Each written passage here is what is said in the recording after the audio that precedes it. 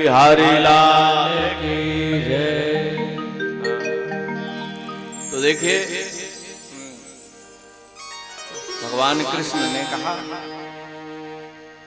बोले बेटा अब मैं जाऊं? बालक ने कहा नहीं प्रभु थोड़ा रुको। बोले क्या बात? बोले प्रभु मैं कुछ आपसे मांगना चाहता हूं। क्या?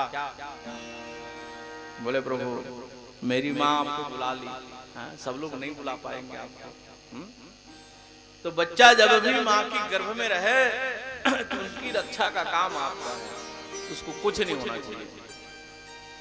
भगवान ने कहा, बोले बिल्कुल मैं आज वचन देता हूं, है ना, जब बच्चा माँ की गर्भ में रहेगा तो उसकी रक्षा का काम मेरा है। बोलो भागवत भगवान की जय। और देखिए है ना, भगवान चले जाते हैं द्वारकापुरी, और समय के साथ उसी बच्चे का जन्म हुआ जो भगवान का दर्शन किया था। जतिक जल खड़े रहा है ना ते मतलब सब देखे हो, टकटकी लगा के कहाँ है कहाँ है, देखना बच्चा जब जन्म लेता है ना तो वही चिल्लाता है कहाँ है कौन ला कहाँ है। हाँ जब मेरे हैं तगेरी खेलते हैं, जो मेरे को बचाने जाता था, मेरी रक्षा किया है, वो कहाँ है? वो भगवान ला कहाँ है कि खोजे? का अपन बबल देख के चिन्हा था, बबल नहीं देखे दादा चिन्हा हो चिन्हा अपन नौकरी दाई चिन्हा नहीं गा, वो नौकरी दाई नहीं खो जाते अभी वो गोविंद को खोज रहा है। लड़का मन जन्म लेते बाहर देखी थे जावे तीन में एकदम इसे देखते यही हरे का घेरी थे हमें नो है वो दूसरा अच्छे से खा ले बता सबको निहारता था वो बच्चा, परीक्षण करता था, इसीलिए उस बच्चे का नाम हुआ परीक्षित महाराज। बोले परीक्षित महाराज की जय। अब जरा सोचिए, जो माँ की गर्भ में भगवान का दर्शन किया है वो बच्चा कोई सामान्य है? हाँ? हाँ। परीक्षित बड़ा धर्मात्मा हुआ। पांडव लोग देखे बड़ा सुंदर नाती आ है। याद रखिए, जिस कुल में अगर एक भगवान का भक्त पैदा हो गया, समझिए उसकी 21 पीढ़ी तर जाती है। एक जन अगर भगवान के भक्त बेटा पैदा होगा, नाती पोता, अब बेटा लग कम से कम नहीं बता सको, नहीं सुधार सको, ज्यादा नाती कोशिश करो, नाती नतनी लग कोशिश करो। काबा रोमा तुम्हारे पाठ में ज्यादा पढ़ते, तुम्हारे तीर में तरह थे ना, जैसने सिखा दो तैसने सीखते। तो आज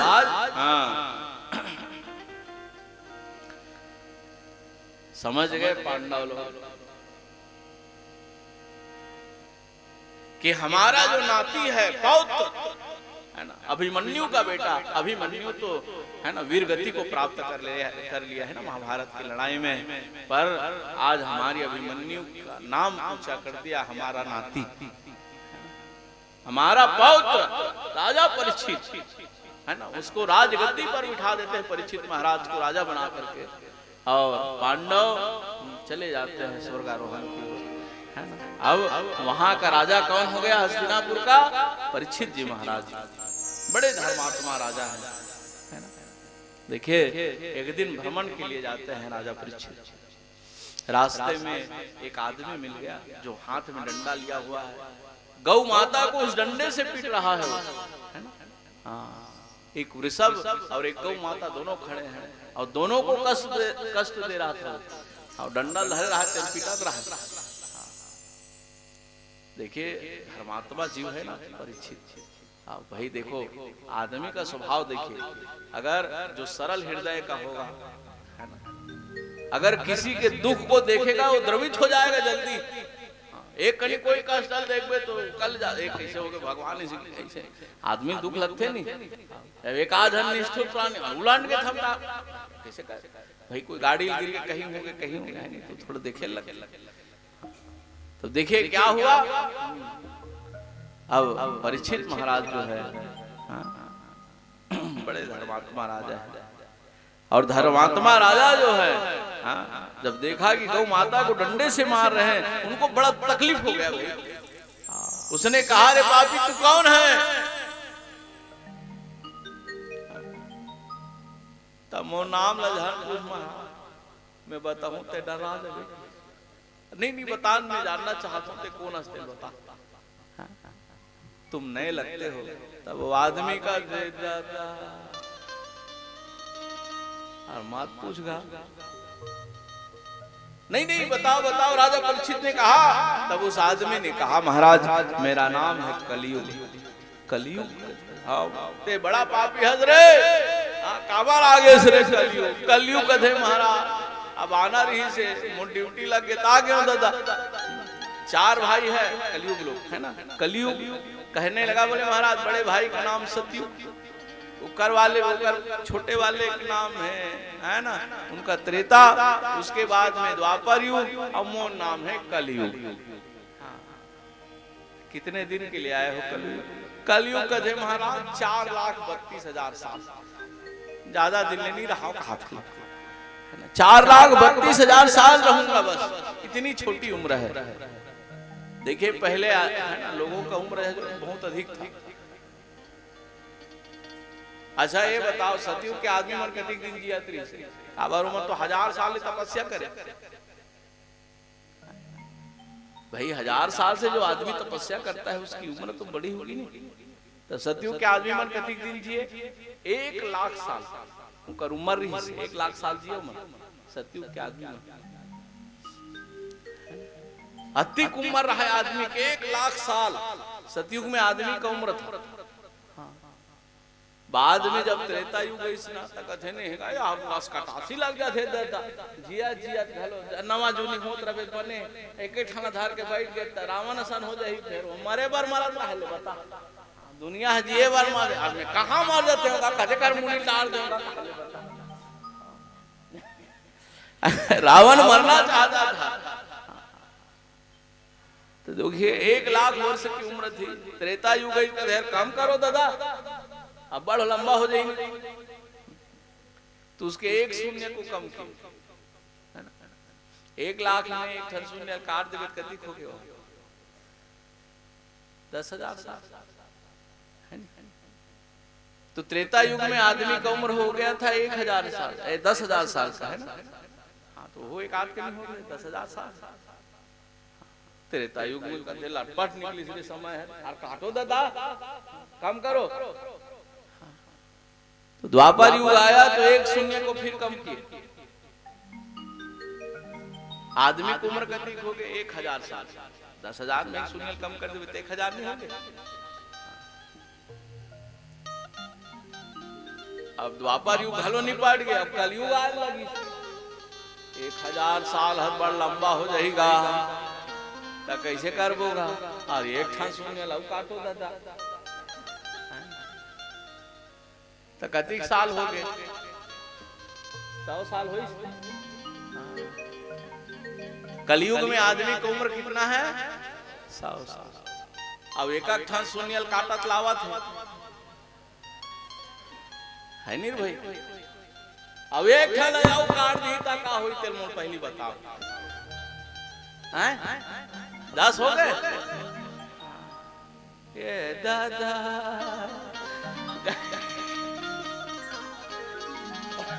मैं सही बता दिया, आदमी की उम्र है 40 साल है ना। सही उम्र आदमी का भी कितना है 40 साल।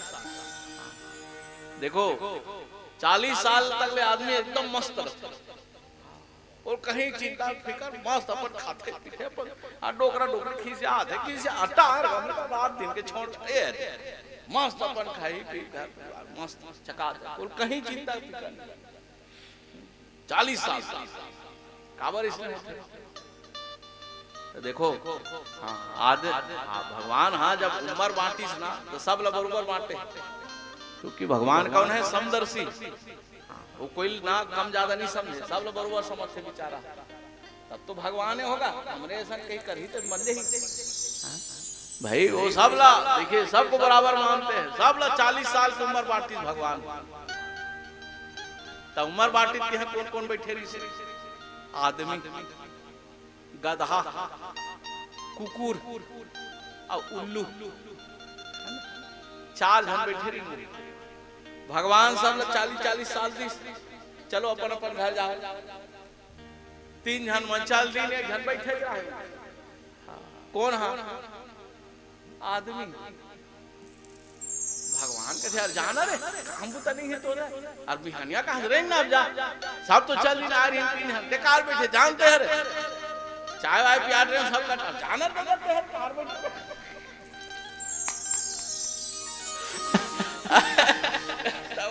ओ कहानी महाराज, और कैसे वह 40 साल में चल दूंगा? वो रुपया बढ़ा देता। गधा, कुकुर, उल्लू सब लोग बरोबर उम्र देते, आदमी में फर्क करे कनिया, सब लोग भाई एक बरोबर समझ लेते हैं। वो 40 साल, हम 40 साल, कई ठान बुता काम है। वो नाती पोता घलों देखे सब पोता इसने लेके जबे दादा ते उम्र ल बढ़ावे तबे जौना में बता दी यार हटबे नहीं करो कि भगवान का दे मोर खाता खत्म, मैं दे नहीं सको रे जाति के हित दे डरे। अबे ढा गधा बेचारा आया रहेगा, जब तो सील लोढ़ा लो कर पीठ में ला दूंगा। गधा कधे दादा माँ डरी रे, आए मंची ऊपर दया नहीं करे, बड़े बड़े पत्थर लदक देते पीठ में। 40 साल ही तक करूं मेरा गधा का देख काम कर दादा, चली भगवान का आधार कार्ड। हाँ लंबा उम्र में नहीं जियो दादा, एक क्षण दया नहीं है आदमी का। जेला नहीं तेरा मोट पीठ में ला 10 लाख लिख ला पीठा करते। हाँ एक पीठा पीठा आते तो नहीं सुनना है, समझना नहीं है आदमी। मैं नहीं दादा वो आधार कम कर पिताजी इसकी ले भाई इसकी भगवान। 40 साल की उम्र रहते 20 लगा 20 गधा कम करवा चल 20 आदमी बैठे थे। भगवान के जीव घलो खींची चल बहुत आ रहे और वो कम करवा चल रही हम बैठे थे। तब वो उम्र ल कटवाई से तब उम्र ल कैसे करबे? अब भगवान ल पूछा, भगवान कैसे करबो रहे गधा मरता है, हमार काम के नहीं हो गधा कुमल हम का करबोगा? तो कथे तोर काम के नहीं है, मोला दे दे आदमी है ले ले। हाँ हाँ हाँ तोर काम के नहीं है, मोला दे दे मैं अपन देख लूं हो ऐसे कहा आदमी। त गधा कुमल ल त कैसे देखबे? तोर हो गए जा 40 साल है आदमी की उम्र। त गधा की उम्र 20 साल बाचे रहे, प्राण दे दी सो करो दे दे तब है निकालने में जाबे छी नहीं करो कह ले बता।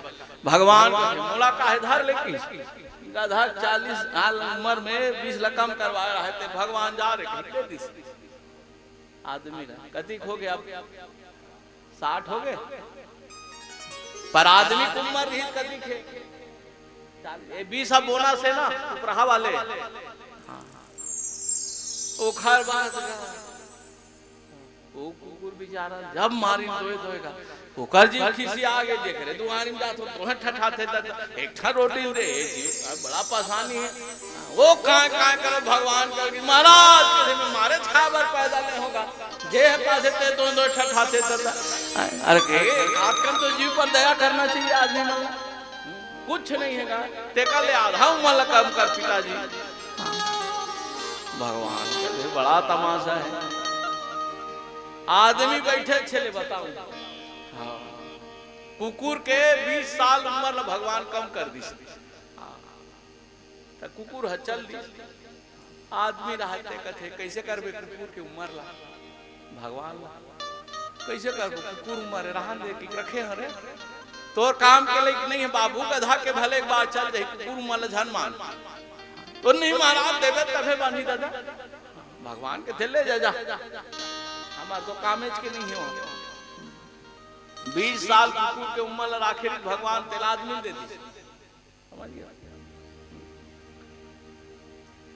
हाँ आप कतिक हो गए 80 हो गए। उल्लू घुघवा ओ कथे दादा मैं उठ थोते को झनी दिखे में तस कटा गए रे खाइले बता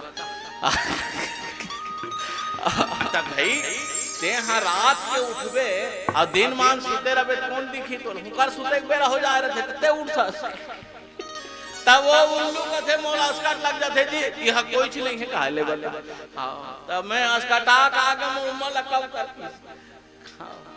कति के कम कर आधल काट दे ओखरो 20 साल ला भगवान कम करी 80 साल आदमी की उम्र हो गया यहाँ बैठे चला है 20 साल ला उल्लू कम करी तेल का धेमोला दे देते महाराज भगवान बोले ले जाओ इसको भी की अब आदमी की उम्र कति हो गए 100 साल पर सही आदमी की उम्र कितना था 40 साल ले आदमी रथ ओखर बाद नहीं वो गधा उम्र लगता देखना 40 साल से घर बने पर्दा उठाई पर बिहाव करी वो गधा उम्र लग के गधा सन कमाने लगते आदमी देखे गधा सन कमाते आदमी 40 साल से घर वो दुनिया भर के काम करी 40 साल के पार नहीं करे जैसे 40 साल की उम्र हो जाएगा ना फिर आदमी बहुत काम करता है देखना 60 साल तक कर ही कहानों का शुरू हो जाते किसी आते बहु जांगर है चले नहीं पूरा समय थे इसलिए बता तब वो मारे लगे कैसे कदर व्याप्त है ना 60 साल से 80 साल के बीच में आदमी खूब बोलता है शरीर हरी चले मुंह भर चलते एक से दिखी साथे जांगर है चले नहीं मुंह भरा चलाता थे इसलिए बता कैसे करबे सियान मन के बात कितना है हरी भाई वो जरूरी का नहीं रही तस्कट लग जाए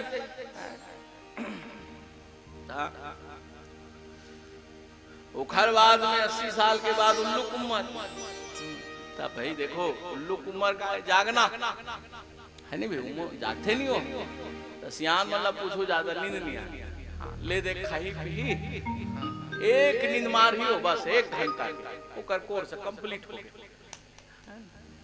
बहु बेटा सुते पारी इसका ओकर नींद तो पूर गए अपन खटिया में बैठ के खासत है ना ता खिसी आधे करे से अच्छा सुते एक बेरा हो जाओ खांसते भगवान तो भैया ये सब बात है वृंदावन में हरि लाल की जय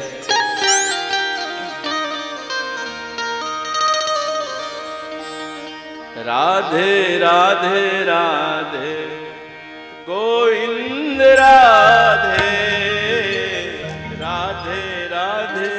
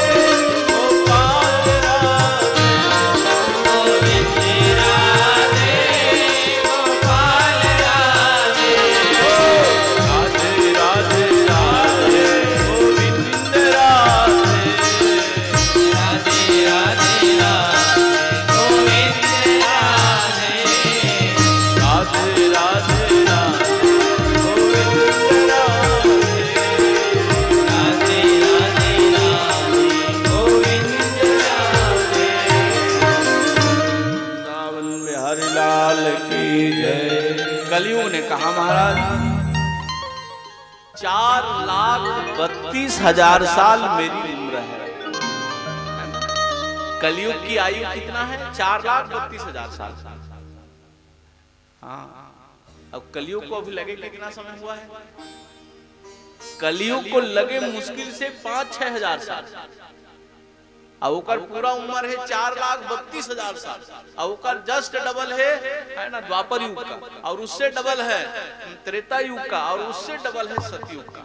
सबसे ज्यादा उम्र है सतयुग की।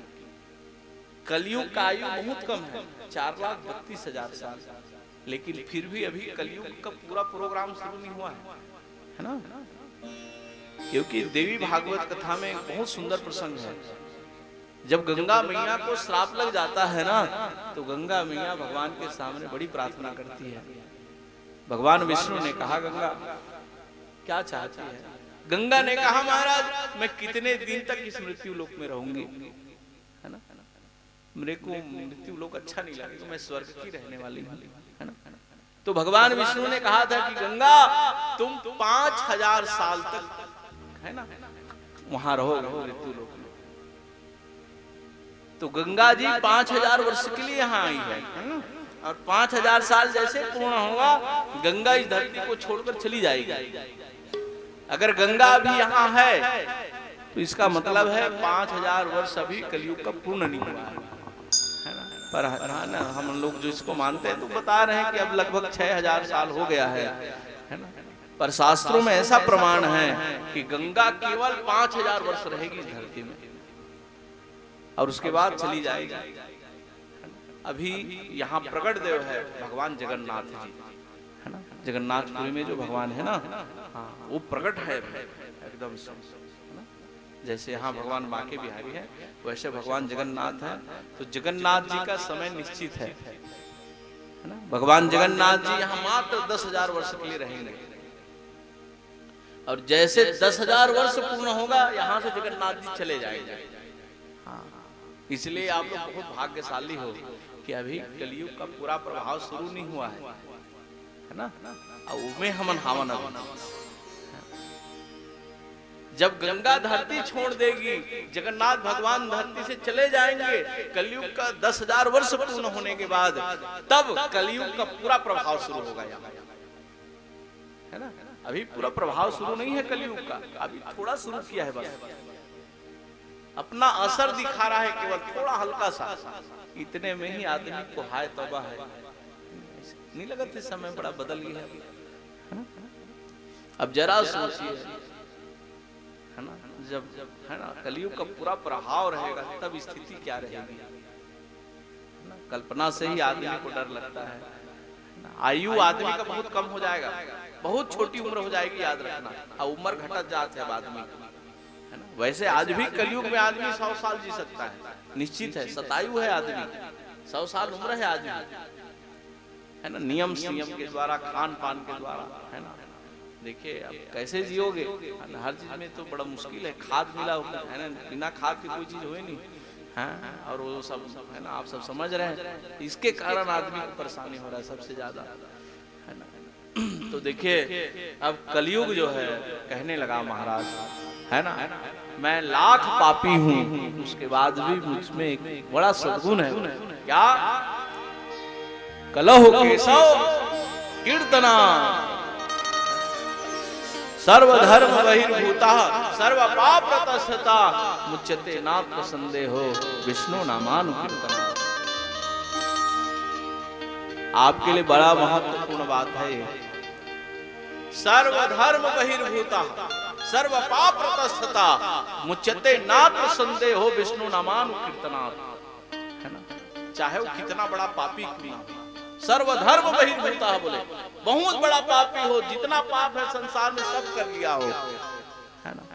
सर्वधर्म बहिर्भूता सर्व पाप तस्थता, नित्य पाप करता हो,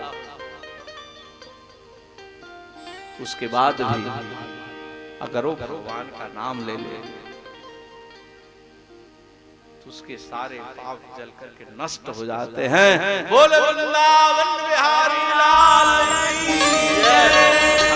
कलयुग की ये महिमा है ना। कलयुग में ये सबसे बड़ा सद्गुण है, इसलिए याद रखिएगा कलयुग बहुत अच्छा है और आप लोग बहुत अच्छा समय में। अरे कल बढ़िया समय खोजू आप बताओ भला, कतिक सुंदर जगह पे बैठे ले बताओ, कतिक सुंदर अच्छा काम होते भाई, इससे कोई और अच्छा काम हो सकता है?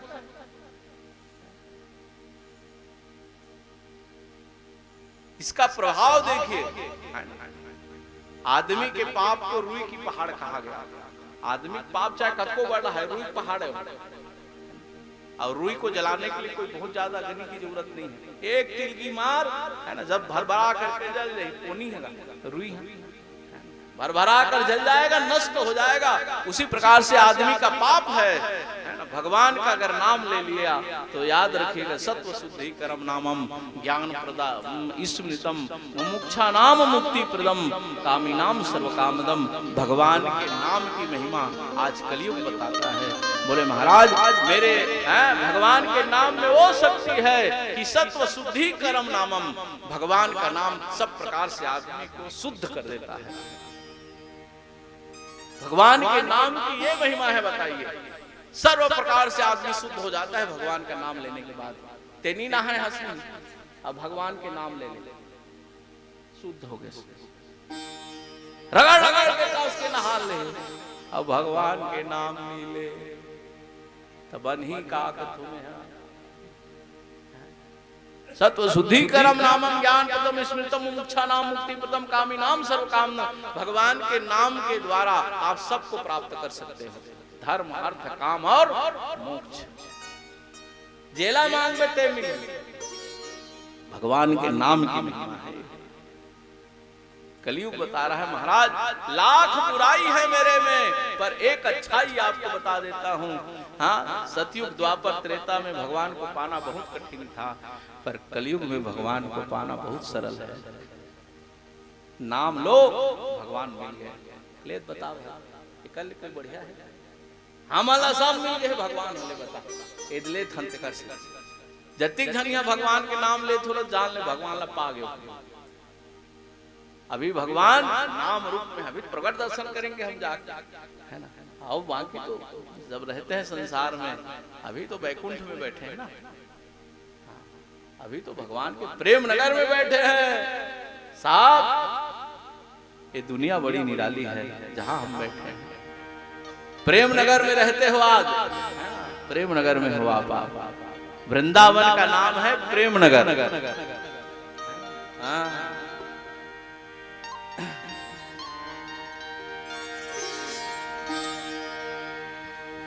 प्रेम नगर मत जा मुसाफिर,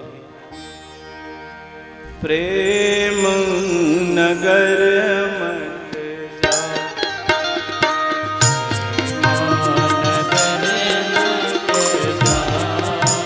मुसाफिर, प्रेम नगर मत जा।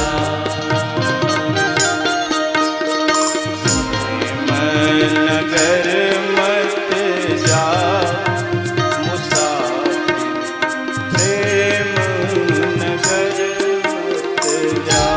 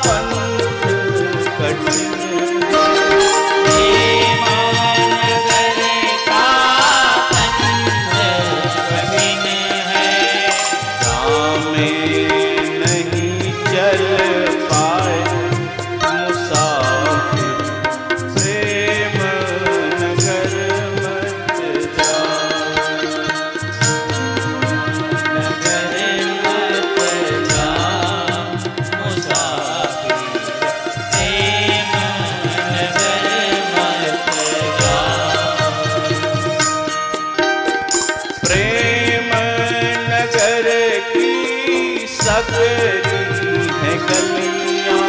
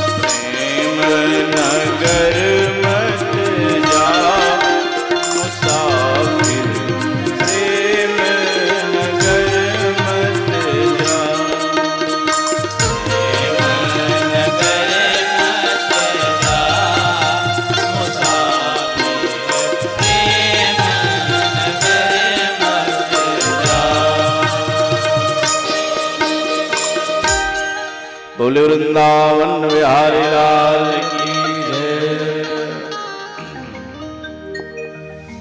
तो देखिए कलयुग ने कहा महाराज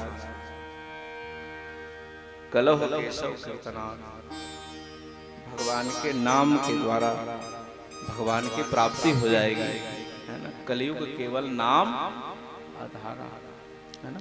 ये मेरे नाम की महिमा है। और सबसे बड़ा लाभ आपको बता दो कलयुग में, है ना। कलयुग एक पुनीत प्रतापा, मानस पुण्य होए नहीं पापा। सबसे बड़े लाभ है।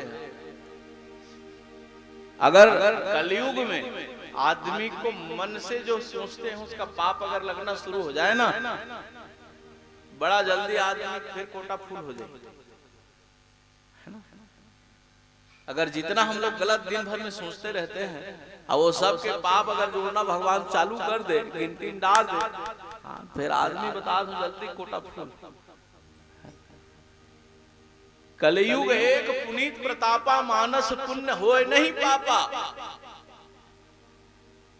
मानसिक पाप को नहीं जोड़ा जाता। ऐसे कोशिश करना चाहिए कि आदमी के मन से भी पाप मत हो। यह एक ठन पापे छे, पर एक ठन बात नहीं लगे कहीं सोचना नहीं है ना। एक आध के लिए सोचा तो तहुल बंद करना है।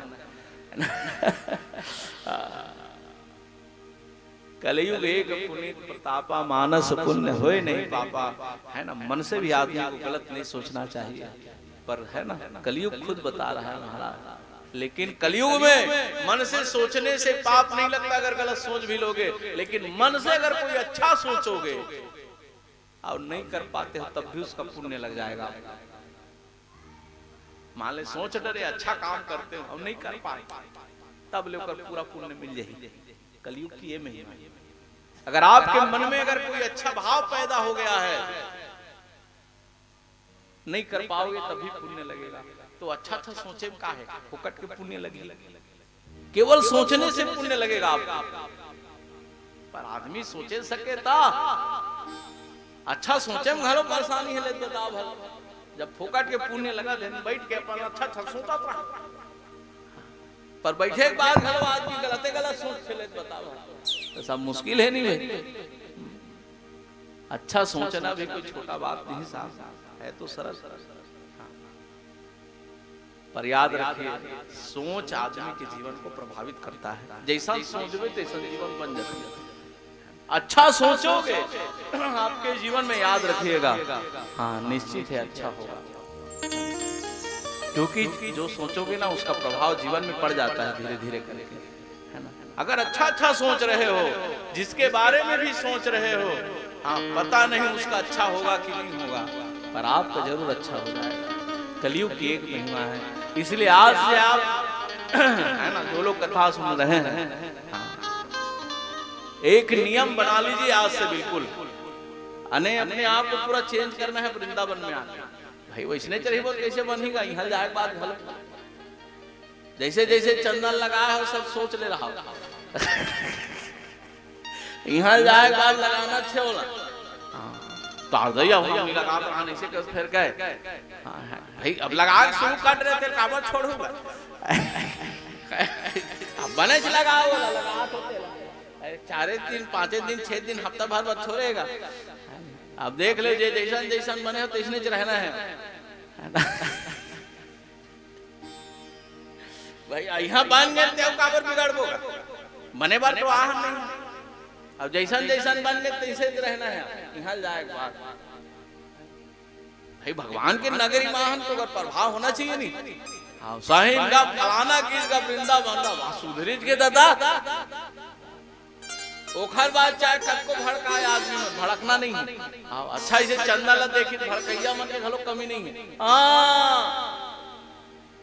पापड़ महाराज बन गए तैसे लगेगा फोकते फोकट भड़का थे देख वो जाना महाराज लोग इतिहा लोग महाराज की भड़का थे भड़ाकी चंदन ला देख के हटार चंदने लगाए थोड़े महाराज कहा था लगा नहीं लगा वो लगाना चाहिए कहूं लगाए। देखो कलयुग में बड़ी महिमा है भगवान के नाम की, बताया गया है। कलयुग ने कहा महाराज आओ, ए मुर्गू ने, अब सब लोग बता देते हो। परीक्षित महाराज कहते हैं कि कलयुग तेरे में तो बहुत बड़ा बड़ा गुण है रे। हाँ महाराज, बोला आदमी भोके भोकट आराम कर दे दादा, बेकार है, नहीं तो अति बेकार नहीं होगा, महंगा इसे कहा ले बता। जाति बेकार में कथे ततिक नहीं होगी इस कलयुग। भाई बताओ, बोल भगवान ला आदमी अति सरल से मिला थे ते में वो कति बेकार होगी बेचारा कलयुग।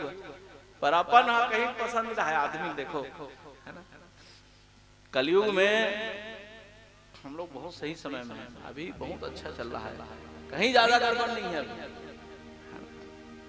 तो बोले महाराज अब राख लेते का, कलयुग के थे महाराज, शरण में पड़े हो तदा तो, और शरण में आए हुए को है ना स्थान दिया जाता है। महाराज आप तो धर्मात्मा राजा हो, आपको तो सब मालूम है? अब बहुत दया लगेगा, कही दिस थे दादा में बात होते ते कर रही बेटे हैं। और राजा परीक्षित जो है स्थान देते हैं कलयुग को, द्युतम पाणम, जहां जुआ खेलेंगे वहां रहना कलयुग। हाउ महाराज, मदिरालय में रहना, हाउ जहां जीव की हत्या होगी वहां रहना, अधर्म होगा वहां रहना। हाउ महाराज, 4 स्थान पहले दे देते हैं, फिर कलयुग प्रार्थना करता है बोले महाराज कोई ऐसा स्थान दे जहां मैं अच्छे से रह सकूं, है ना। तो कलयुग की प्रार्थना को सुनकर परीक्षित महाराज स्वर्ण में भी स्थान देते हैं कलयुग को, है ना। पहने होते मंडल रहू है ना, क्योंकि वो कौन से सोने में रहता है, जो अधर्म के द्वारा कमाया हुआ सोना है ना। परिश्रम के द्वारा कमाए हुए स्वर्ण में गोविंद का निवास है, क्योंकि भगवान ने स्वयं कहा है कि मैं रत्नों में स्वर्ण। तो देखिए वही पहने रहा है काला मुकुट, और मुकुट किसका था? जरासंध का। और जरासंध कौन है? कंस के ससुर। अब दमादे में ठिकाना नहीं है, ससुर में ठिकाना नहीं। भाई देख ले कर दामाद लेते कंस, और उसका जरासंध अन्यायी राजा था, पापी। जिस राजा से लड़ाई होती थी उसको मार कर उसके घर में जो भी कीमती चीज होता था उसके जीवन को ले लेता था। मनी लपट मुकुट में लगाया रहा जरासंध। भीम जब मारा ना जरासंध से तो ला के रख लिया मुकुट, और वही मुकुट ले है पहिन डर रहा है। बता कलयुग कथे दादा कहां सोना खोजे जाऊं, एकरे मुड़ी में नहीं बैठ जातो। जा करके राजा परीक्षित के सिर में जो मुकुट था ना उसी में बैठ गया कलयुग। कलयुग का निवास जब उसके सिर में हो जाता है, मति भ्रष्ट हो गया उसका। प्यास तो लग रही थी, पानी की तलाश में समीक ऋषि के आश्रम में चला गया। बोले महाराज पानी पिला दो महाराज। पंखा मतलब हल्का हल्का चालू कर लो ना, थोड़ा गर्मी नहीं लगा? नहीं लगा? अच्छा अच्छा।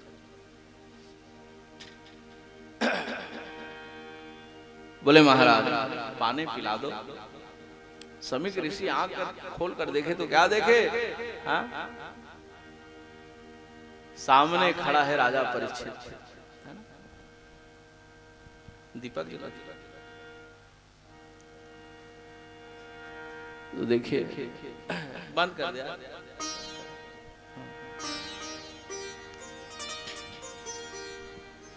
तो देखिए क्या हुआ। बोले कि तुम पानी पिला दो बाबा। समीक ऋषि देखे, बोले कलयुग सिर में बैठा है, इससे बात करना भी ठीक नहीं है। और आंख बंद करके समीक ऋषि बैठ जाते हैं। और देखिए है ना, चिल्लाते चिल्लाते राजा परीक्षित को गुस्सा आ गया। और जैसे राजा परीक्षित को गुस्सा आया, तुनीर से बाण निकाला और निकाल करके सांप को उठा करके है ना, जिधा समीक ऋषि बैठे हुए थे उस तरफ उस सर्प को फेंक देते हैं। सर्प जाकर के राजा जो वहां पर संत बैठे थे समीक ऋषि, उसके गले में लिपट जाता है। वो सर्प मरा हुआ जरूर था, पर सर्प सर्प होता है भाई, मरे रहा जियत रहा का गलम लपेट देगा। अब बताओ हल जेकर गलम लपटा ही ते आदमी बेटा लायक चीजें हो, लायक बातें छे भाई। अब का करबे, काट काट ले आंखें काल मुन के बैठ के बेचारा है। अरे भाई धर्मात्मा राजा है, अगर इसको कुछ बोल दूंगा तो बड़ा मुश्किल हो जाएगा। तो अपने सही ले तुम सही के बेचारा सांप का कहा मिला इसी। एक ऋषि कुमार जाकर कहने लगा, बोले श्रृंगी, बोले हाँ महाराज, बोले आपके पिता के गला में कोई मरा हुआ सर्प डाल दिया है।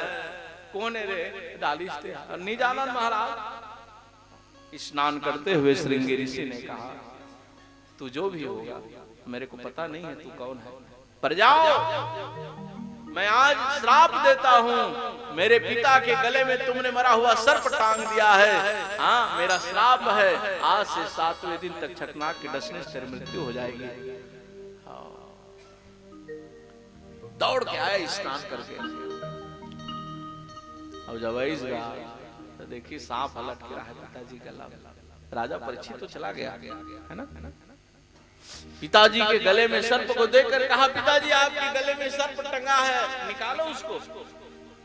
समीक ऋषि कहते मार गए बेटा, कहीं नहीं, अरे मार गए फिर निकालना होला कति जान ले लगाए चले।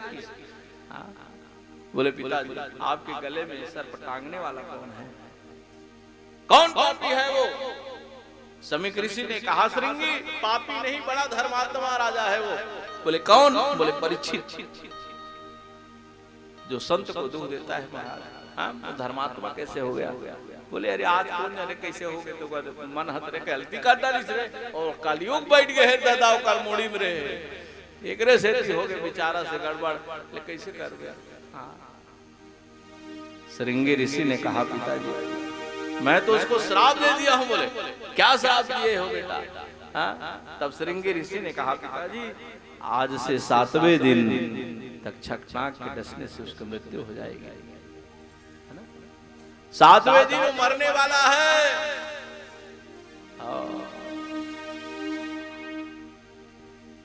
समीक ऋषि तो मौन हो गया। ऐसा धर्मात्मा राजा युगों के बाद आता है, याद रखिएगा। पापी तो बहुत पैदा होते हैं, हाँ धर्मात्मा तो गिने चुने पैदा होते हैं। पर भारत की भूमि की महिमा है, याद रखिएगा। हर 5 वर्ष में एक संत भारत में पैदा हो जाता है, एक ऐसा संत पैदा हो जाता है हर 5 वर्ष में, है ना, जो है ना अपने संतत्व के द्वारा इस सृष्टि की रक्षा करने के लिए है ना अपना महत्वपूर्ण योगदान देता है। तब तो ये धरती टिकी हुई है। आज भी भारत धर्म भूमि है ना। भारत देश कोई ऐसा वैसा देश है? अरे भैया भारत है। बोलो भारत माता की जय।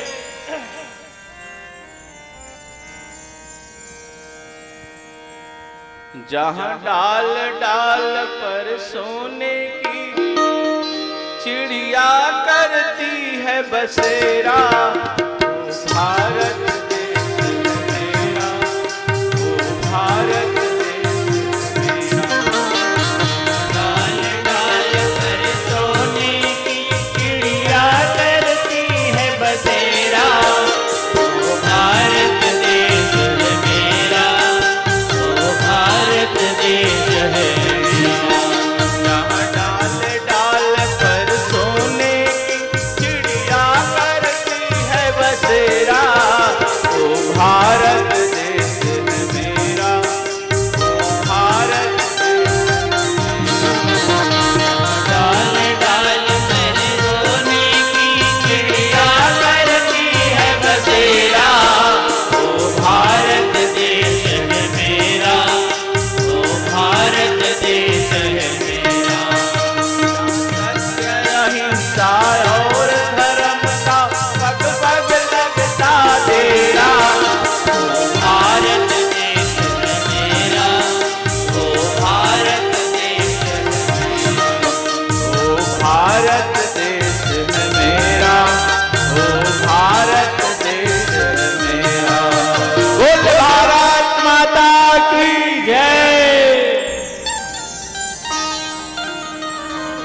भारत भूमि धर्म भूमि है। हाँ? समीक ऋषि ने कहा श्रृंगी, अरे परीक्षित जैसा धर्मात्मा राजा युगों के बाद पैदा होता है, हाँ, जो भगवान का दर्शन मां की गर्भ में कर चुका है बेटा। अगर मैं चाहता तो खुद उसको श्राप दे देता, अरे मैं तुरंत दंड दे देता, लेकिन मेरे को मालूम था कि नहीं, परीक्षित क्षमा के योग्य है ना। अरे हो गया छोटी गलती, इसके मतलब उसको मृत्यु दंड दे दोगे? बोले नहीं, लेकिन बेटा तुमने बहुत गलत किया है ना। बोले कि श्रृंगी खबर भिजवा दो उसके लिए, पता नहीं बेचारा अपना 7 दिन कैसे बिताएगा, खबर नहीं रहेगा, तैयारी कर लेगा बेचारा जाने के लिए अपना। परीक्षित खबर भिजवा दो परीक्षित के लिए। श्रृंगी अपने एक मित्र से कहा, बोले मित्र मैं क्या मुंह लेकर जाकर उसको बताऊंगा कि परीक्षित तू मरने वाला है, तैयारी कर ले जाने का। इसलिए भाई तू जा और जाकर बता दे उसको कि जाने की तैयारी कर ले, है ना। 7 दिन में उसकी मृत्यु हो जाएगी। ऋषि कुमार राजा परीक्षित को खबर बताने जाता है। जब राजा परीक्षित गया, मुकुट को उतारा, कलयुग भी उतर गया, अपन घर में बारिश, मति ठीक हो गई उसकी। राजा परीक्षित सोचने लगा, भगवान हमेशा मैं संतों की सेवा करने वाला, आज मैं संत का अपमान कर दिया। याद रखिए दुनिया का सबसे बड़ा पाप है ये, इसका कोई प्रायश्चित नहीं होता। कभी कोई संत मिले, महात्मा मिले, है ना, उसका सम्मान मत करो, कोई बात नहीं है, पर भूल से कभी उसका अपमान मत करना, है ना, क्योंकि इसका कोई प्रायश्चित नहीं है। भगवान को जो बोलोगे भगवान सुन लेंगे, बड़े दयालु हैं वो, लेकिन भगवान के भक्त को कभी कुछ मत बोलना। काबर वो अपन सुंदर ही, पर अपने भक्तों की बुराई भगवान कभी नहीं सुन सकते, है ना। तो देखिए बोले महाराज खबर भिजवा दो। और बालक क्या है, अब ये तो सोच रहा है राजा परीक्षित मेरे से बड़ी गलती हो गई है, कैसे सुधारूं इसको। ऋषि कुमार ने कहा, बोले परीक्षित, बोले हाँ महाराज। बोले सावधान हो जाओ। कैसे? बोले आज से 7वें दिन तक छकनाक के डसने से तेरी मृत्यु होगी, है ना। राजा परीक्षित अवाक हो गए सुनते हैं। मौत आदमी को सुधार देता है, है ना। चाहे वो कितना बड़ा बिगड़ा हुआ आदमी क्यों ना हो, अगर उसको अपनी मौत की खबर हो जाए तो आदमी सुधरने लगता है ना, वो सुधरने लगता है। इसीलिए संतों ने कहा कि तुलसी इस संसार में जो चाहत कल्याण, तो याद रखो एक मौत को दूजे श्री भगवान। अगर अपना कल्याण चाहते हो तो आप लोग केवल 2 बात याद रखो, बाकी सब भूल जाओ। 2 चीजें आप अपने दिमाग में बिठा कर रख लीजिए, है ना। तुलसी इस संसार में जो चाहत कल्याण, तो याद रखो एक मौत को दूजे श्री भगवान। ये जीवन का कोई भरोसा है, कोई गारंटी नहीं, है ना। इसलिए याद रखिए हमारा जीवन क्षण भंगुर है, कभी भी कुछ भी हो सकता है ना भैया। आने वाले का खबर 9 महीना पहले रहता है आदमी को, है ना। आने वाले की खबर 9, साढ़े 9, 10 महीने तक आदमी को पता चल जाता है कि हमारे घर फलाने घर आने वाला है, पर जाने वाले का कोई खबर रहता है। फना कोई जवैया है कि कोई जाना थे, अवैया ला सब जाना थे, फलाना घर अवैया है सब जान डर कि जवैया बता डर कोई ये जवैया है जाने वाले का कोई खबर नहीं है। अरे जा रहे हो लेकिन लौटोगे भी क्या पता है, घट जाए ना कोई घटना मंजिल भी लापता है। अरे सच धज के मौत की शहजादी आएगी, न सोना काम आएगा न चांदी आएगी। अरे छोटा सा तू कितने बड़े अरमान है तेरे, अरे मिट्टी का तू सोने का सामान है तेरे।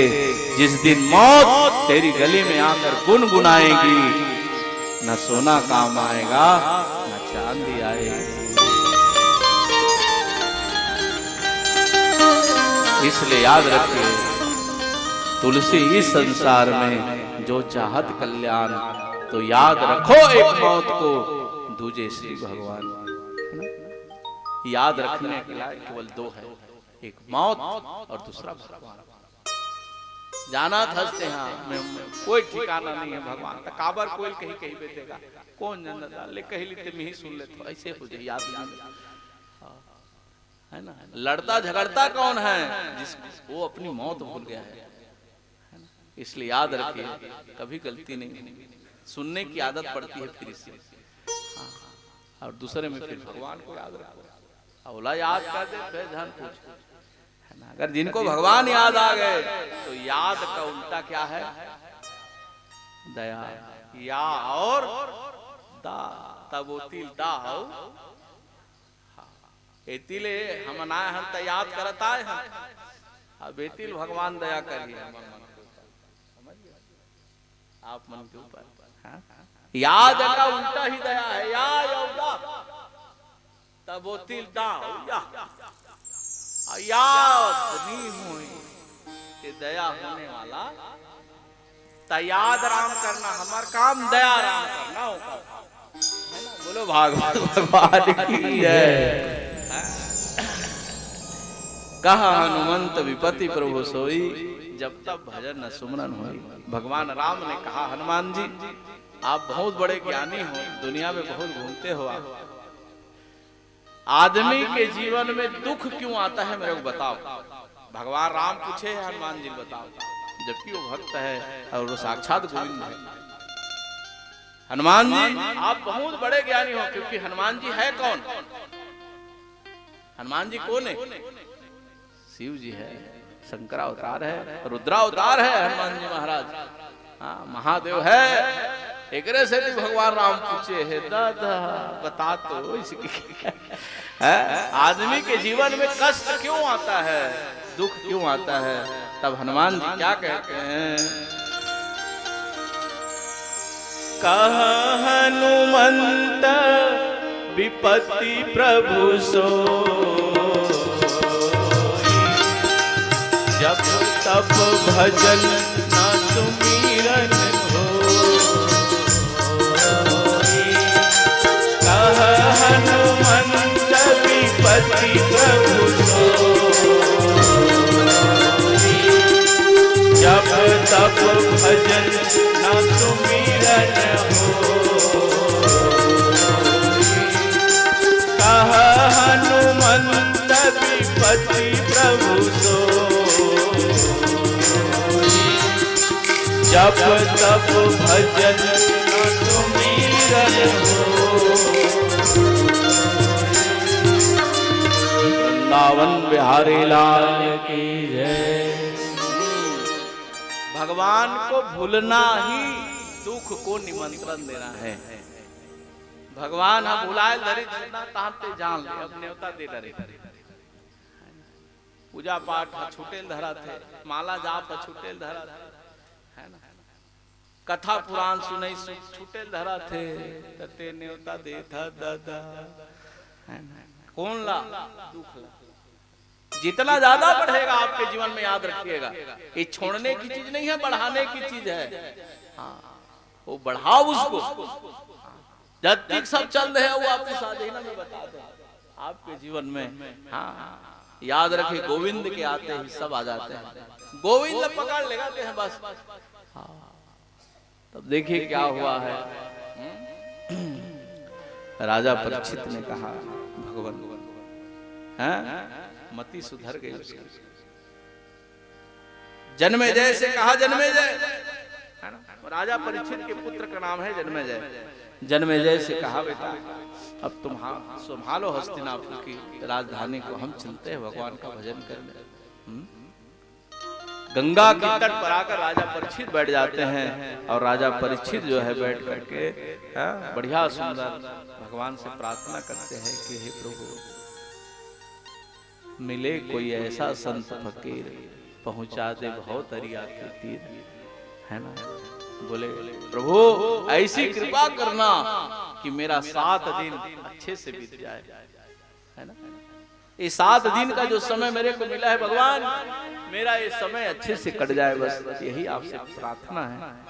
और उसी समय कौन पहुंचे हैं? हाँ, साक्षात शंकरावतार भगवान महादेव भूत भावन, है ना, व्यास महाराज जी के सुपुत्र, है ना, भगवान सुखदेव जी महाराज आकर के गंगा नदी के तट पर विराजमान हो जाते हैं। बोले सुखदेव जी महाराज की जय, भगवान की जय। आप लोग थोड़ा सा अगर वहां फूल वूल होगा तो चढ़ा दीजिए, है ना। फूल नहीं होगा तो परीक्षित जी, देवांगन जी आप लोग,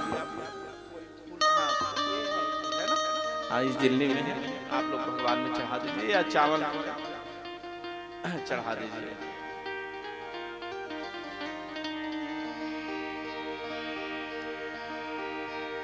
आई बाहर हंसते हंसते, आया सांवला सरकार हंसते, आई बाहर हंसते हंसते,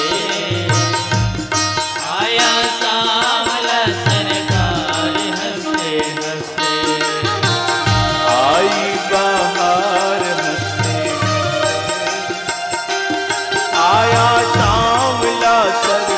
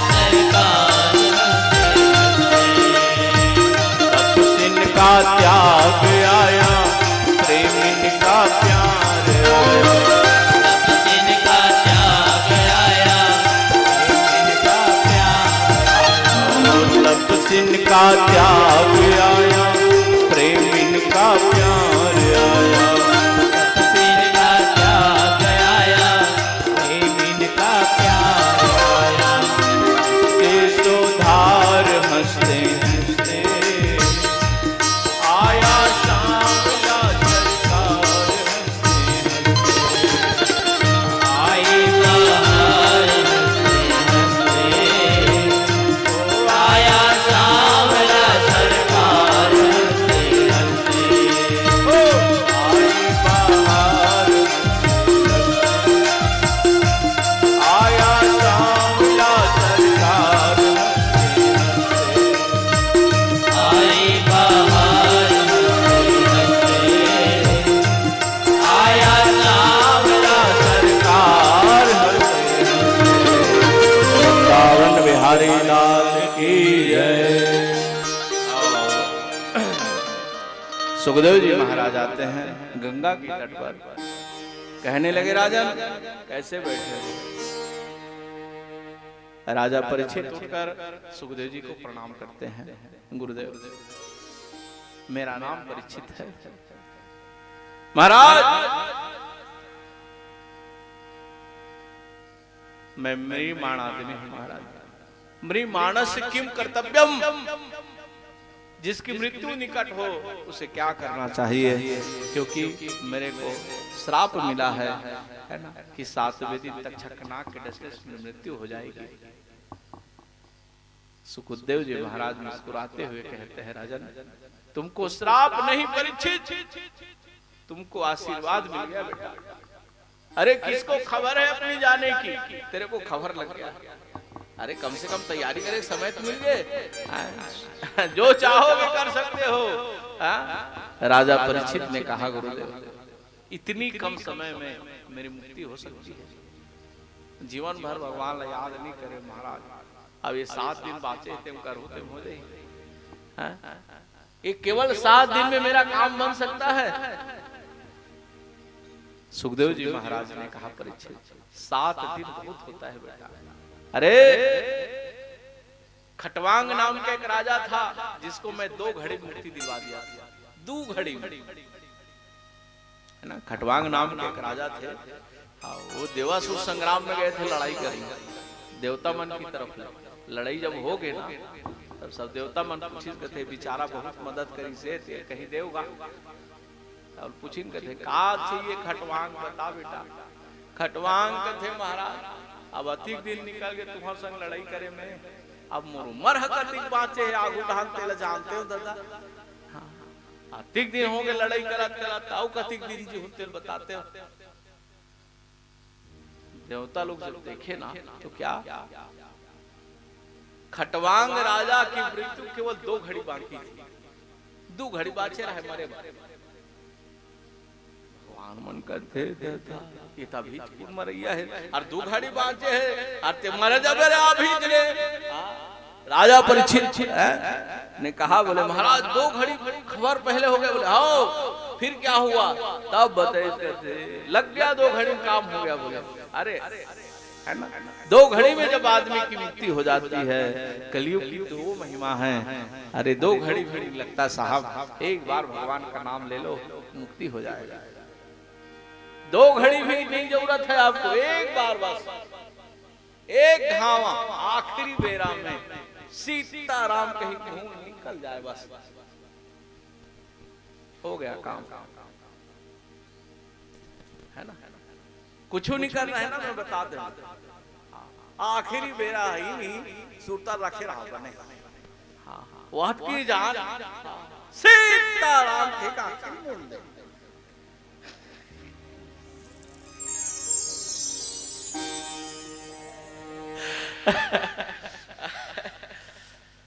है नहीं भाई, पर एक बात याद रखना, वो सरल तो बड़ा है,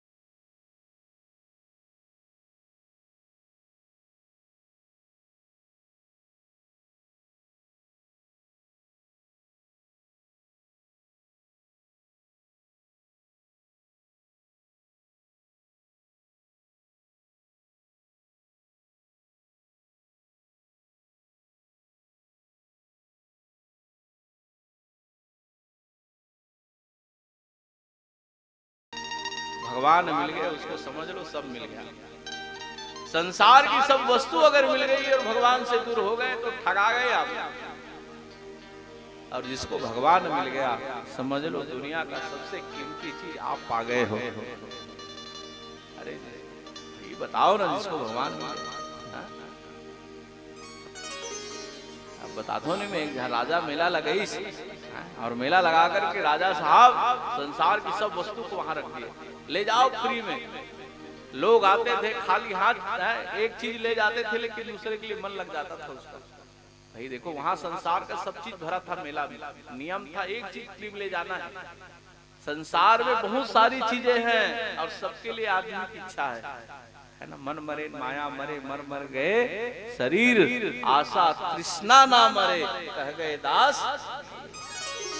नहीं, आदमी की चाह कभी खत्म होने वाली है, इच्छा बढ़ते जाते नहीं। तो बोले महाराज हाँ आओ एक चीज फ्री में ले जाओ। सब आए थे, मन कहा दे लेगा तो दहु ले जा रहे थे तो कर पर मन हलक जाए तो फिर थोड़ा निराश हो जाते थे। सब आते थे निराश होकर जाते थे उस मेला से। एक लड़की आई, मेला घूमकर वापस जा रही थी खाली हाथ।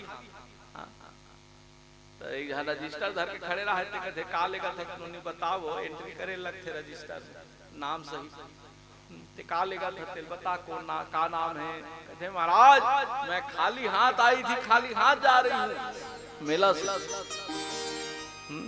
तो उस पहरेदार ने कहा लड़की मेला का नियम है कुछ न कुछ फ्री में लेके जाना है यहाँ से, संसार का सब चीज यहाँ भरा है, ले जा फोकट।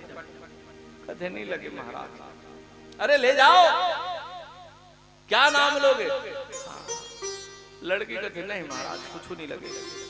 अरे तब तो राजा साहब को बुलाना पड़ेगा। और टहलते हुए राजा साहब को क्या बात है? कहते देख ना महाराज ये लड़की हाँ मेला घूम ली सब ऐसने निकला थे महाराज, कहीं ले जाओ कथन ते नहीं लगे कथे।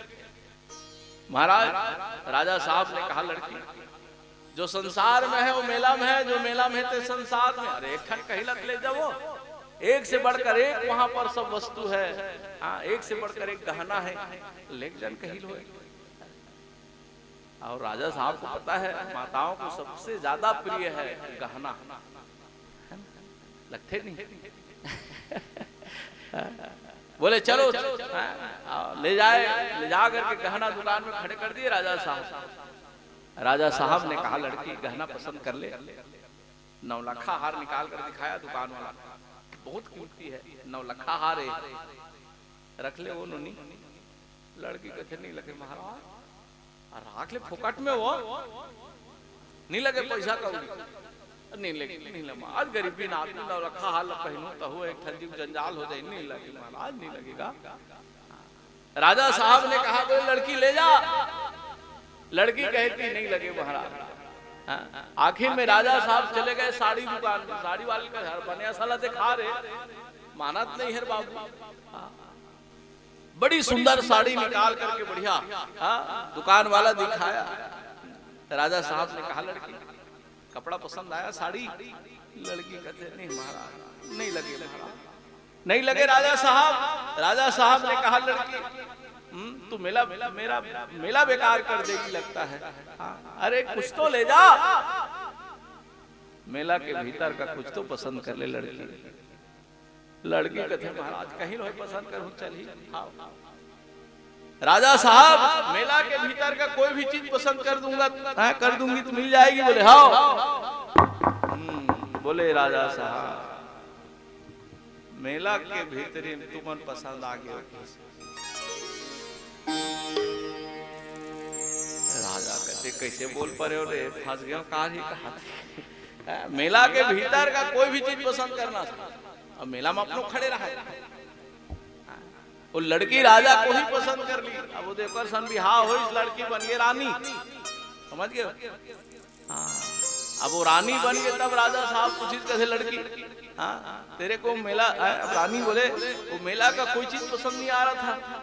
लड़की कहते नहीं महाराज वो मेला की का चीज पसंद आती मैं कहूँ भगवान जे मन मेला माथे घूम के जाते उदास हो जाते। क्यों जाते थे उदास? क्योंकि दूसरे पर दूसरे के लिए मन लग जाता था उसका।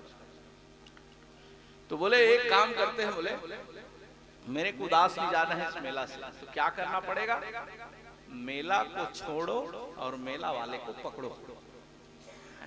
मेला वाले अगर कहीं अपना हो गया तो पूरा मेला अपना हो। ये दे मेला छोड़ दे और तुम्हारा संध्या हो गया है ना। मैं आपसे शादी करके मेला का सबकी मालकिन बन गई। बोलो भागवत भगवान की जय। राजा साहब का मेला था है ना, मालकिन बनने के कारण, रानी बनने के कारण पूरा मेला उनका हो गया ना। साड़ी मिल गए, गहना मिल गए, सब मिल गए। तो याद रखिए मेला क्या है, मेला ये संसार है ना। और मेला वाले कौन है, मेला वाले वो बांके बिहारी है ना। अगर बांके बिहारी आपका हो गया तो संसार की ऐसी कोई चीज बाकी नहीं रहेगी जो आपको नहीं मिलेगी। जो भगवान के पास होते हैं उनके खास होते हैं, जो दूर होते हैं वही मजबूर होते हैं है ना। याद रखिए हमारी चिंता उनको बहुत रहती है। हम सोचेंगे और उसको खबर हो जाता है, सोच में पूरा होतेगा। अगर भगवान की राह में चल रहे हो तो आपकी चिंता का काम, आपकी ख्याल रखने का काम भगवान का है। इसलिए है ना उनको अपना बना लीजिए। जिसको भगवान मिल गए तो उसको और कोई चीज पाना बाकी नहीं रहेगा। ध्रुव ने कहा प्रभु अब मेरे को तो आप मिल गए हो और क्या पाना। नहीं बेटा तो हिसाब से कथो रे। नहीं महाराज कुछ नहीं लगे। याद रखिएगा भगवान से मांगो मत, सब मिलेगा फिर। भगवान बोले ध्रुव जाओ, मेरा कोई बेटा नहीं है। वैसे तो पूरा संसार ही मेरा है, क्योंकि भगवान है ना नाथों के नाथ है ना। उसके रहते इस दुनिया में कोई नाथ है ना अनाथ नहीं हो सकता है। आज भगवान ने कहा ध्रुव जाओ, आज के बाद मैं तुमको अपना बेटा मानता हूँ, तुमको गोद लेता हूँ बेटा। आज से तुम मेरा बेटा हो। और ध्रुव जी महाराज को भगवान गोद ले लेते हैं है ना, अपना पुत्र बना लिए। बोले ध्रुव थे का है महाराज, बोले कुछ मांग ले रे। ध्रुव ने कहा महाराज कुछ नहीं लगे बस। तब भगवान ने कहा ध्रुव जाओ, हम आपको वरदान देते हैं, हमारे विष्णु लोक का राज्य हम आपको समर्पित करते हैं। आज से तुम हमारा बेटा बनकर विष्णु लोक का राजा बनोगे है ना। और उत्तर दिशा की ओर जो ध्रुव तारा आपको दिखाई देता है ना, आज भी अटल रूप से ध्रुव जी महाराज भगवान की कृपा से आज भी चमक रहे हैं है ना। जो भी भगवान के भक्त रहते हैं वो चमकने लगते हैं। याद रखिएगा आपकी भक्ति में वो शक्ति आ जाएगी कि आप बड़े दूर से दिखाई दोगे, चमक जाओगे दुनिया में। याद रखना भगवान की भक्ति का ये फल होगा। हजारों में नहीं लाखों में दिखोगे आप है ना। इसलिए भगवान की भक्ति अपने जीवन में ला लीजिए। और ऐसा कोई जादू नहीं है आदमी के पास कि उससे आदमी चमक जाए, पर भक्ति मार्ग में वो शक्ति है कि लाखों नहीं करोड़ों में आप अकेले दिखाई दोगे। आज भी इतनी बड़ी सृष्टि में एक बालक आज भी चमक रहा है जो भगवान की भक्ति कर गया, ध्रुव। आखिर में उसकी माँ सुनीति जो है बार बार रो रही है, विलाप करती है। आज तानपाल जी को भी बहुत दुख लग रहा है। बोले मैं कैसा पिता हूँ, ध्रुव जैसा बेटा अगर परिवार छोड़कर चला जाए, धिक्कार है ऐसे परिवार को। तानपाद ने कहा मैंने अपना कर्तव्य का निर्वहन नहीं किया, मेरे को उसी दिन रोक देना था सुरुचि को। नहीं सुरुचि, ध्रुव मेरे गोदी में बैठ सकता है, मेरा बेटा है। आज मेरे कारण उसको घर छोड़कर जाना पड़ा है। और देखिए आज तानपाद जी सुनीति जी से जाकर क्या कहता है कि सुनीति चलो ध्रुव को खोजेंगे। सुनीति तो बस रोती रहती थी, बेचारी सूख गई थी, कांटा हो गई थी।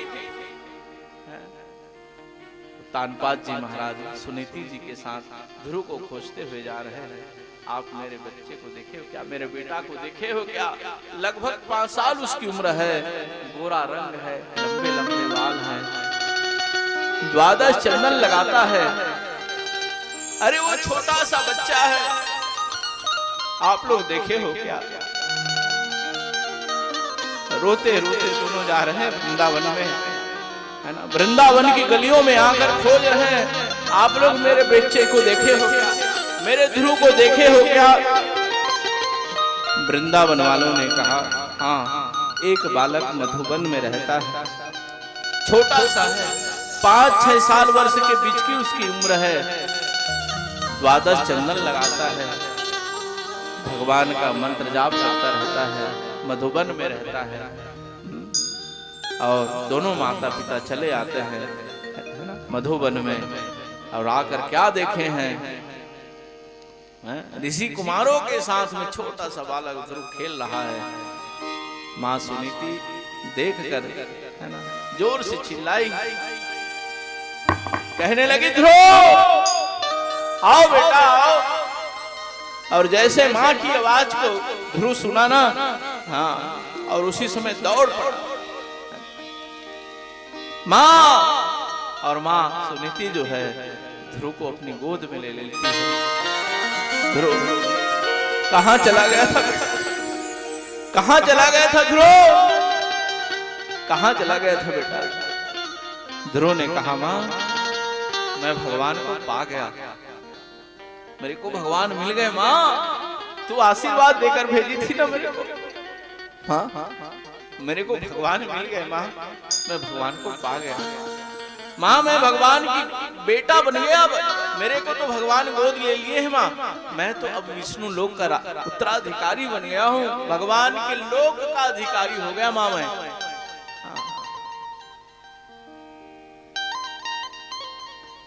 आज सुनीति जी को कहना पड़ा कि ध्रुव बेटा सोई जननी सोई सुत बड़ भागी, जौ पितु मात वचन अनुरागी। बालक ध्रुव को देखकर आज माँ को कहना पड़ा बेटा जी तो करता है ध्रुव तेरे को प्रणाम कर लूं, है ना। ध्रुव ने कहा नहीं माँ ये तो गजब हो जाएगा, नियम टूट जाएगा, है ना। अगर भगवान भी आएंगे तो माँ के चरणों में उनको झुकना पड़ेगा, माँ ऐसा कभी नहीं करना। और ध्रुव माँ को प्रणाम करते हैं, बोल वृंदावन बिहारी लाल की जय। उत्तानपाद ने कहा ध्रुव क्षमा कर देना, तेरा जैसा बेटा अगर परिवार छोड़कर चला जाए, धिक्कार है ऐसे परिवार को ध्रुव। मैं उस दिन नहीं रोक पाया था ध्रुव तेरे को, याद रखें मैं कथा में थोड़ा देर पहले भी निवेदन किया था, जिसके परिवार में अगर भगवान का भक्त अगर कहीं आ जाए, याद रखिएगा उसकी 21 पीढ़ी तर जाती है, सब तर जाते हैं उस भक्त के कारण। एक बेटा भी अगर कहीं भगवान का भक्त हो गया, एक संतान भी अगर कहीं उस कुल का 21 पीढ़ी में भी अगर एक भक्त आ गया तो समझ जाइएगा आपका कुल का उद्धार हो गया। आज उत्तानपाद ने कहा ध्रुव चल न बेटा चल, तेरे बिना हमारा घर सूना लगता है ध्रुव। तू जब से आया है ना घर काटने को दौड़ता है ध्रुव। ध्रुव चलना चलना ध्रुव। ध्रुव ने कहा पिताजी मैं तो यहाँ से विष्णु लोक जाऊंगा, मैं भगवान हाँ मेरे को अपना विष्णु लोक दे चुके हैं, अब मैं और कहीं नहीं जाऊंगा। आखिर माँ ने कहा बेटा पितृदेव भवा है ना, मातृदेव भवा है ना, गुरुदेव भवा है ना, तीन जो होते हैं ना बेटा, हाँ माता पिता और गुरु है ना, एक गोविंद के तुल्य मानते हैं इसको, है ना। हाँ याद रखिए इनकी आज्ञा का पालन करना चाहिए ध्रुव। और ध्रुव जी महाराज माता पिता के साथ में अपने राज्य में आते हैं, कुछ दिन रहे। सबसे पहले ध्रुव जाकर अपनी सुरुचि माँ को प्रणाम करता है ना। जिस माँ के कारण ध्रुव को घर छोड़ना पड़ा था ना, हाँ जो माँ ध्रुव की अपमान की थी, देखिए सबसे पहले ध्रुव उसी को प्रणाम किया जाकर वहां, है ना, जाकर चरणों में गिर गया। माँ सुरुचि तो देख करके सोचने लग गई भगवान इतना सरल हृदय का बेटा जिसका मैं अपमान कर दी थी, तो उसको अच्छा नहीं लगा। सुरुचि ने कहा ध्रुव बेटा अब तुम लोग यहाँ रहो, मैं यहाँ से चली जाती हूँ, है ना, मैंने तुम्हारे साथ ठीक नहीं किया था, अब तुम लोग यहाँ रहो। सुरुचि जब जाने लगी तो ध्रुव प्रणाम करते हुए कहने लगा माँ ना अगर अगर तू नहीं होती ना तो आज तक मेरे को भगवान कभी नहीं मिलते माँ, तेरे कारण भगवान मिले हैं। हाँ, अगर तू मेरे को उठाई नहीं रहती ना, हाँ जा भगवान को पा, तू भेजी है मेरे को और तेरे कारण भगवान मेरे को मिले हैं, इसलिए माँ हाँ तू प्रणाम के योग्य है। देखिए माँ का पद ही एक ऐसा पद है हाँ, जो कभी बच्चे के बारे में गलत सोच ही नहीं सकती। माँ ऐसी होती है हाँ, जो कभी गलत नहीं कर सकती। हाँ? याद रखिए राम जी को जब 14 साल का वनवास हुआ ना, तो राम जी को जब 14 साल का वनवास हुआ और कौशल्या माँ को बताने के लिए जब राम जी जाते हैं कि माँ मेरे को 14 साल का वनवास मिला है, माँ मैं जा रहा हूं यहां से। कौशल्या माँ ने कहा राघव ये 14 साल का वनवास तेरे लिए किसने मांगा है, बता मेरे को। क्या महाराज आपके पिताजी चाहते हैं कि आपको 14 साल का वनवास हो? कौन कौन शामिल है इस षड्यंत्र में? राम बताओ, तुम बताओ राघव कि तेरे को 14 साल का वनवास कौन भेजना चाहता है? अगर महाराज दशरथ आपके पिताजी अगर आपको 14 साल का वनवास भेजना चाहते हैं तो बता, मैं तेरे को आज मना करती हूँ, तू मत जा 14 साल का वनवास। अगर तेरे पिताजी बोले हैं तब, अगर तेरी कोई माँ की इच्छा है ना, क्योंकि माँ कौशल्या सबको बराबर का सम्मान देती थी ना। कैकेयी सुमित्रा को भी भगवान राम की माँ का बराबर का सम्मान कौशल्या देती थी। कौशल्या ने कहा राघव अगर तेरी कोई माँ की इच्छा है इसमें तो बता, अगर तेरे पिताजी की इच्छा है केवल महाराज का तो मैं मना करती हूँ, मत जा 14 साल का वनवास। लेकिन अगर तेरी माँ की इच्छा है, कोई भी और जो भी सुमित्रा कैकेयी हैं इनमें से और भी किसी की भी इच्छा हो कि तेरे को 14 साल का वनवास होना चाहिए, तो राघव बेटा तू 14 साल की वनवास तुरंत निकल, अभी इसी वक्त, है ना? केवल पिताजी बोल रहे हैं तो मत जा, लेकिन अगर माँ बोल रही है ना तो तू जरूर जा। जो केवल पितुआय सुताता तो जनी जानी बड़ी माता।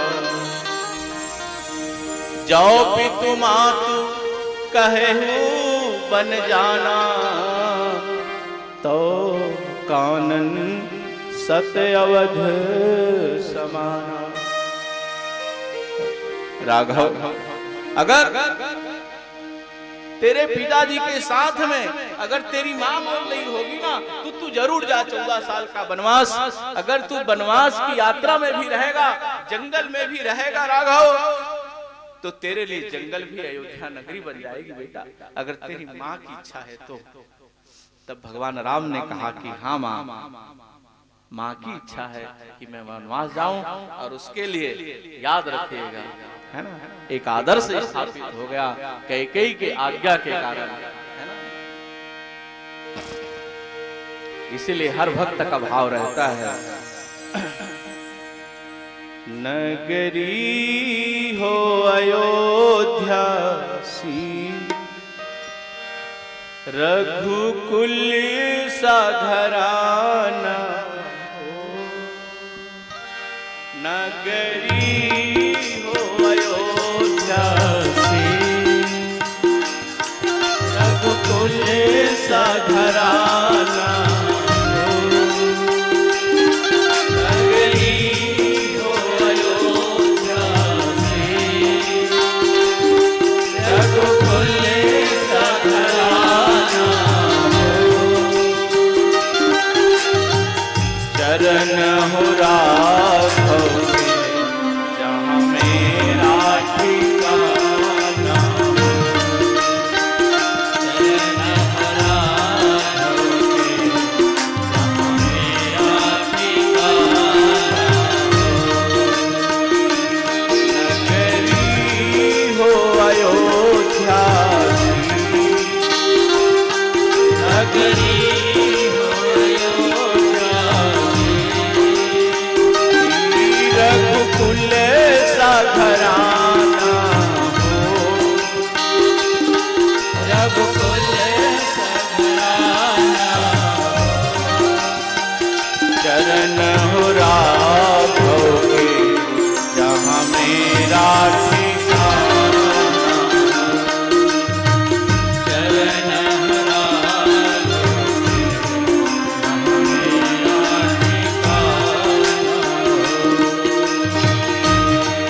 लक्ष्मण सा भाई हो, लक्ष्मण सा भाई हो, कौशल्या माई हो, कौशल्या माई हो, लक्ष्मण सा भाई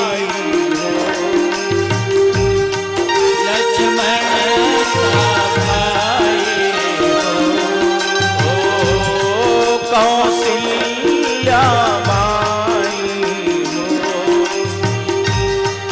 कौशल्या माई हो, स्वामी हो तुम जैसा मेरा रघुराई हो, स्वामी हो तुम जैसा मेरा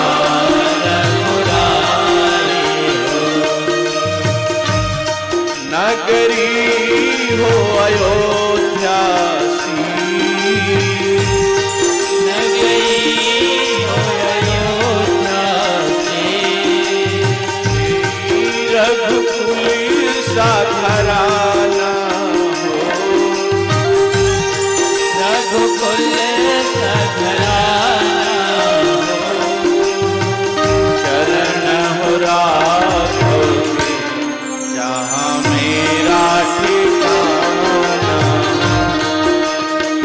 चरण राघव जहाँ मेरा ठिकाना, चरण राघव जहाँ मेरा ठिकाना, चरण राघव जहाँ मेरा वृंदावन बिहारी लाल की जय। जो केवल पितु आयस ताता, तो ते निजाहु जानी बड़ी माता, जो पितु मातु कहे हूँ बन जाना, तो कानन सत अवध समाना। अगर माता पिता दोनों बोले हैं तो राम तुम चले जाओ बेटा, तुम्हारे लिए जंगल भी अयोध्या नगरी बन जाएगी, है ना।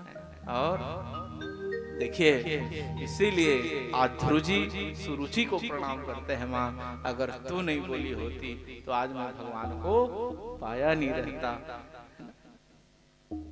तो ये होता है सोच का प्रभाव, है ना। तो आज ध्रुव जी अपने भाई उत्तम को राजगद्दी पर बिठाते हैं और उत्तम को राजगद्दी पर बिठाकर स्वयं विष्णु लोक में चले गए, है ना। ये पावन कथा सुखदेव जी महाराज राजा जन्मेजय को सुनाते हुए ध्रुव चरित्र की कथा के साथ आज की कथा को यहीं पर प्रणाम करते हुए, है ना। और फिर है ना अभी आप सब प्रसाद प्राप्त करेंगे आरती के पश्चात, और थोड़ा विश्राम करिएगा और उसके बाद फिर यात्रा के लिए निकलेंगे, है ना। तो आप सब तैयार रहिएगा यात्रा के लिए। थोड़ा विश्राम करने के पश्चात में आइए आरती की तैयारी कर लीजिए थोड़ा सा। बोले वृंदावन बिहारी की जय। बोलो श्री राम जय राम जय जय राम। बोलो श्री राम जय राम जय राम। बोलो श्री राम जय राम जय जय राम। बोलो श्री राम जय राम जय राम। बोलो श्री राम जय राम जय जय। बोलो श्री राम जय राम।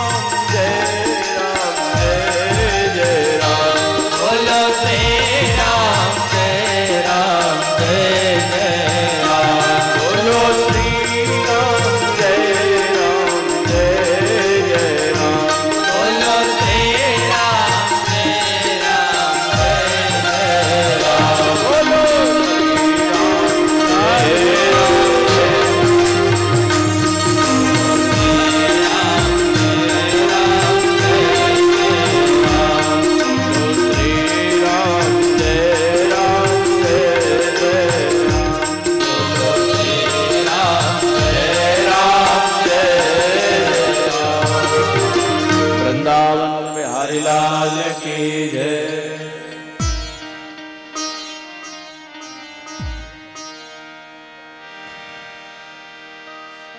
मन में बसी है बच्चा है यही, प्रेनाम तुम्हारा उचारा करूं, दिखला के तुम्हें मन मंदिर में मनमोहनी रूप निहारा करूं। भर के दिग पात्र में प्रेम कजल, पद पंकज नित्य पखारा करूं। बन प्रेम पुजारी तुम्हारा प्रभु,